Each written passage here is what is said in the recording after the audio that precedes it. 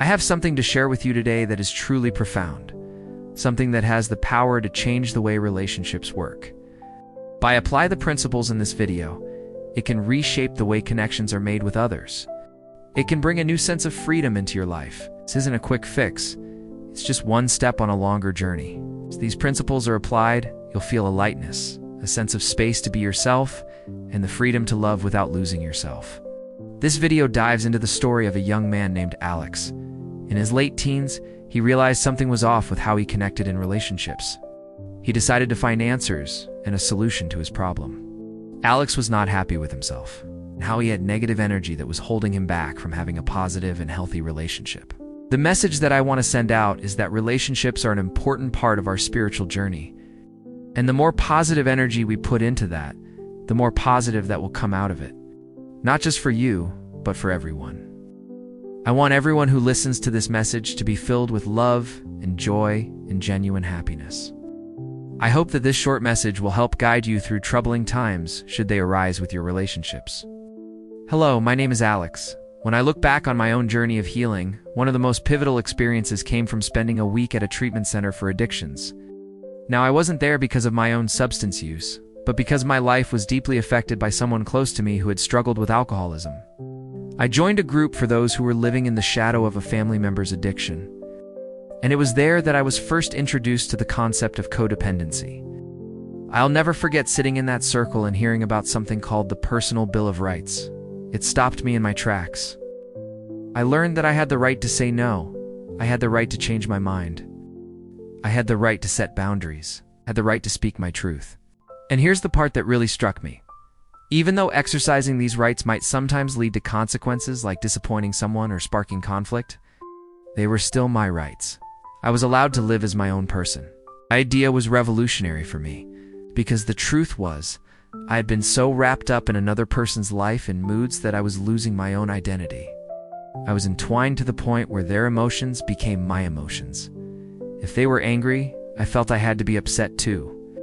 If they were depressed, I carried their despair as if it were my own. I thought that was love, but in reality, I was disappearing. At the treatment center, I began to learn a different way of being. I learned to pull myself back emotionally, to stop trying to control another person's life, and to start reclaiming my own. I discovered something powerful. I could never change another human being. The only person I could change was myself. And as I grew stronger, I realized I could feel compassion and empathy for someone without letting their pain dictate how I felt inside. For example, if my girlfriend was having a bad day, I no longer had to make it my bad day too. I could hold space for her, acknowledge her feelings, offer kindness and empathy, but still remain grounded in my own inner peace. That was a life-changing shift for me. And that's the message I want to share with you today. How to bring positive energy into your relationships by untangling from codependent patterns and learning to show up as your fullest and healthiest self. Let's start by talking about what positive energy in a relationship really means. Positive energy doesn't mean you're happy every moment of every day or that you never disagree. Positive energy is about the quality of the space you create together. It's about respect, kindness, authenticity, and safety. It's the kind of energy where both people feel seen, heard, and valued. When you walk into a room and you can immediately feel the mood, that's the energy we give off. And in relationships, that energy is constantly exchanged. If one partner is resentful, controlling, or constantly walking on eggshells, that creates tension. But if both partners practice openness, encouragement, and honesty, the whole relationship feels lighter, freer, more supportive. Now, contrast that with what happens in codependent dynamics. Melody Beattie, in her groundbreaking work, in her book, Codependent No More, she describes codependency as losing yourself in someone else's problems, emotions, or behaviors. It's when your sense of self-worth depends on fixing, saving, or pleasing another person. You might feel like you can't be okay unless they're okay. You might even feel guilty for having your own needs. Common traits of codependency include people-pleasing, fear of conflict, difficulty saying no, or feeling responsible for other people's happiness. And while these traits often come from a loving place, they can actually suffocate relationships. Because when we lose ourselves in someone else, there's no room for true partnership. There's no balance. This is something I had to face in myself. For a long time, I thought caring meant sacrificing myself. I thought love meant taking on someone else's pain. But I had to learn that genuine love is not about controlling, fixing, or carrying someone else's emotions. Genuine love is about freedom.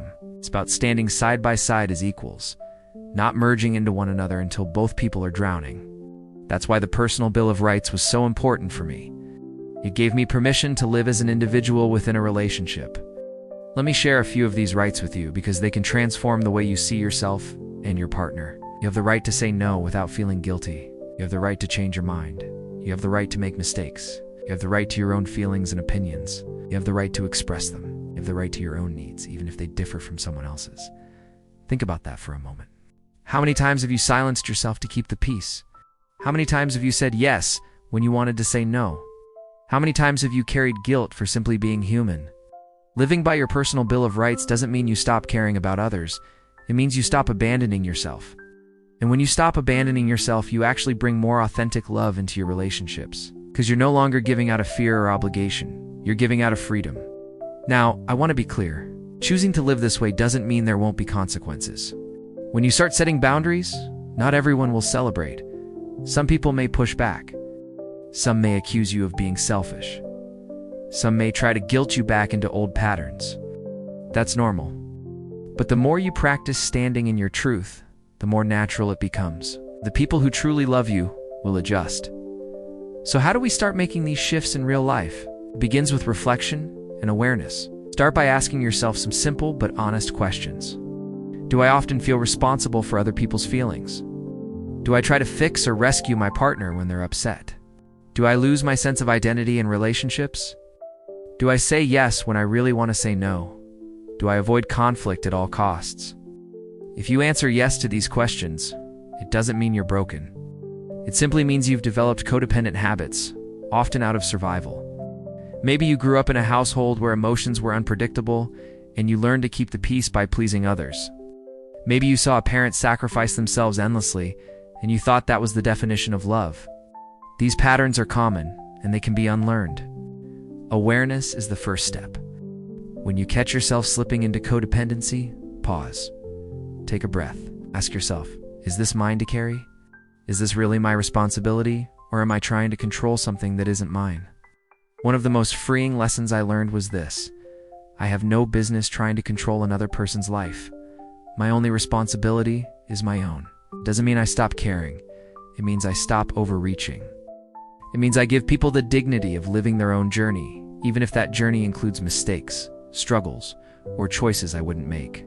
And in that letting go, I reclaim my energy. Instead of pouring all my power into fixing someone else, I can focus on my own growth, my own healing, my own joy. And the amazing thing is, when two people show up in a relationship with that kind of wholeness, the relationship flourishes. Healthy love is not about two halves making a whole. It's about two wholes walking side by side. So what are some practical steps you can take to bring more positive energy into your relationships? First, practice clear and compassionate communication. Instead of blaming or accusing, use I statements. For example, instead of saying to someone or your partner, "You never listen to me," instead, you want to use I statements. Try saying it like this: "I feel unheard when I talk, and I need us to work on that." Using I statements is so important because it is less like blaming someone and more like telling them exactly how you feel.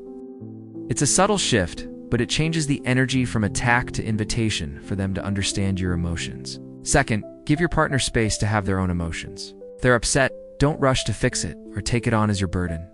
Simply listen. Offer empathy without losing your own center. Third, honor individuality. Spend time together, but also spend time apart. Encourage each other's passions, friendships, and personal growth. A healthy relationship is not a prison. It's a partnership that gives both people wings. Fourth, protect your own energy. If you're constantly drained or resentful, that's a sign you're giving too much without replenishing yourself. Practice self-care. Say no when you need to. Rest without guilt. Fifth, celebrate progress, not perfection. Breaking free from codependency is a process. Some days you'll fall back into old habits. That's okay. What matters is noticing, learning, and adjusting. Remember, You cannot control anyone else's behavior, but you can choose how you show up. You can choose honesty over silence. You can choose boundaries over resentment. You can choose love over control. Relationships are like gardens. If you neglect them, weeds grow. If you overwater them, roots rot. But if you nurture them with balance, sunlight, water, space, care, they flourish. Positive energy in a relationship doesn't come from perfection. It comes from authenticity. It comes from the courage to be yourself while allowing your partner to be themselves. It comes from mutual respect, freedom, and trust. As Melody Beattie beautifully put it, live your own life, let others live theirs, and love people without losing yourself. So as we wrap up, I want you to reflect on one simple question. What's one small shift you can make today to bring more positive energy into your relationships? Maybe it's saying no without guilt. Maybe it's speaking your truth with kindness.